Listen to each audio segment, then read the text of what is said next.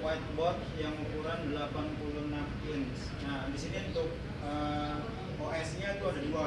Yang pertama Android dan yang kedua adalah Windows. Untuk mengubah OS-nya itu adalah ini adalah kontrol menunya. Jadi tinggal klik saja. Untuk utama adalah ini adalah tampilan utamanya adalah Android. Nah, second tampilannya adalah itu Windows. Cukup tinggal klik icon Windows saja, itu sudah masuk ke menu Windows. Nah, saya akan jelaskan lebih utama yang fitur daripada main tampilannya. Oke. Untuk melihat spesifikasi atau informasi versi Androidnya itu cukup tinggal klik ini saja ke setting. Di sini ada about. Nah, di sini kita bisa melihat versi Androidnya adalah versi 8, RAM-nya ada 4 dan internalnya ada 32 GB. Nah, di sini untuk informasi perihal Androidnya. Nah, kalau kita berbicara perihal fiturnya, di sini untuk fitur ini bisa dilihat ya untuk aplikasi. Nah, untuk menambahkan aplikasi Android itu bisa menggunakan Play Store. Nah, kalau yang sudah ada, di sini ada beberapa fitur yang bisa digunakan. Yang pertama adalah fitur whiteboard. Di sini juga bisa masukin file data, dan di sini yang paling utama adalah screen share. Jadi kalau kita mau EasyCast atau mau share dari handphone atau ke whiteboard, itu sangat bisa banget, bisa menggunakan screen wireless. Oke, saya akan kembali ke menu utama. Nah, di sini saya akan coba untuk fungsi utamanya, yaitu adalah interactive whiteboard. Nah, cukup klik ini saja. Nah, untuk controllernya itu di sini sudah diberikan tools yang bisa digunakan atau dapat dipakai untuk membuat whiteboard. Contohnya di sini saya akan menambahkan sub. Oke, ini contoh saja ya, jadi kita nggak perlu terlalu dalam. Nah, untuk memindahkan posisi itu tinggal menggunakan seperti ini. Nah, atau mau dihapus silahkan, atau mengganti warna itu bisa silahkan. Nah, yang pentingnya adalah biasanya kita kalau sudah presentasi itu kita pengen mengambil gambarnya atau kita mau print, cukup di screenshot saja. Tinggal ini adalah menu tambahan selain daripada menu utamanya, yaitu adalah menu navigasi. Oke, bentar.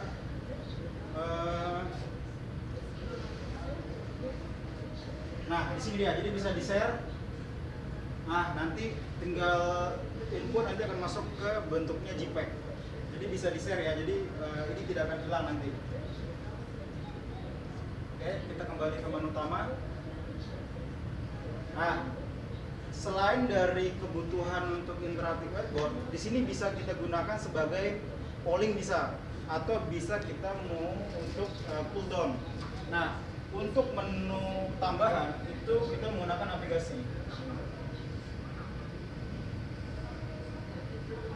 Oke, di sini dia.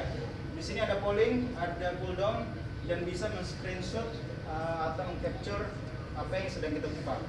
Oke, kita akan coba yang polling. Nah, untuk polling di sini ada dua metode, yaitu adalah single polling atau multi polling. Fungsinya adalah kalau single berarti hanya pilihan satu saja. Tapi kalau untuk multi berarti bisa memilih lebih dari satu. Nah, untuk membuat polling itu cukup dengan scan barcode dan nanti bisa membuat pollingnya di sana. Jadi nanti pun ketika mau mendapatkan hasil polling cukup scan juga. Nah, oke, selanjutnya kita akan coba yang pull down.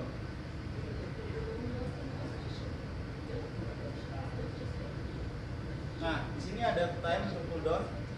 Nah, biasanya pull down ini difungsikan buat yang event-event lah, untuk mengulur waktu atau sebagaimananya. Oke, di sini kita bisa pakai stopwatch atau event reminder, atau di sini ada pull down. Kita untuk play. Nah, ini kita bisa full ya.